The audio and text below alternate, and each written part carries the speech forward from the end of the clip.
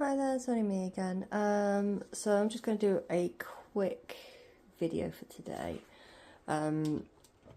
Please excuse any mess you see in the background. Obviously, I've said in a few of my videos I don't have a very big kitchen, so I'll just work with what I've got. So what I've decided to make is a really quick sauce to go with my not my tomatoes, sorry, ignore me. To go with my meatballs that I'm going to be cooking later. So as you see, I've already got everything pre-chopped today just to make this video a teeny weeny bit quicker. In here I've got one whole courgette sort of chopped and very roughly done. To that I'm just going to add one onion. Again, you can add whatever's like at the bottom of your fridge, anything you want just to sort of fill it all out. This tends to be like a tried and tested method. The only thing that's different is I'm actually using courgette, which don't tell my kids, because any excuse to try and get some vegetables into a few of them. Most of them are pretty good with it, but some of them are a little bit sort of anti-vegetable, so if I could try and get it in, I do. As you see, I just put a red pepper, a green pepper, my onion, my courgette. I've got one tin of plum tomatoes. Now, you can use chopped tomatoes, you can use fresh tomatoes. I generally tend to use the plum tomatoes purely because they don't tend to be as watery. And I do find that if it's less watery, my one daughter is more likely to eat it. So it's just how I do it with that. I've got a fork just because I can't find my spoon at the moment. I've got some lazy garlic. Again, you can use garlic paste, you can use fresh garlic.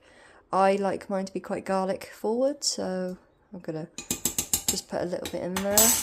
And then I've got basil, parsley, Italian seasoning, which I know majority of it has that in there anyway, and then salt and pepper. So I'm just going to add those in there. I know obviously my salt I'm going to add a little bit later, so that way I could taste it, because sometimes it can be a bit overpowering, so I'm going to try it a bit later when it's cooked. That's what I'm going to throw in there. I'm going to pop it in and I'll show you a video of it when it's all done. And I'm back. As you can see, I've put everything in there. Devastatingly, I didn't actually have any of my Italian herbs and seasoning left. So, well, my mixed seasoning. So I ended up having to just throw all those in just at higher quantities anyway. I'm going to pop my lid on. As you can see, it does look like it's quite high, but it will mulch down once it sort of spins around.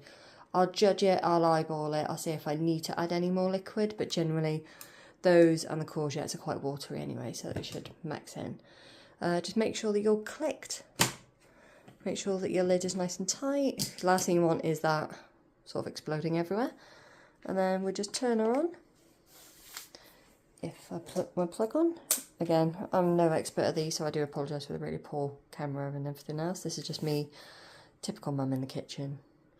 So yep, just turn her on. You get your usual hello from your Ninja. And most people will use the sauce function. I do apologise for the state of the front of my Ninja. I need to go over it with a cloth. Most people use the sauce function. My daughter, she doesn't like it on the sauce function. She says it's a bit too bitty.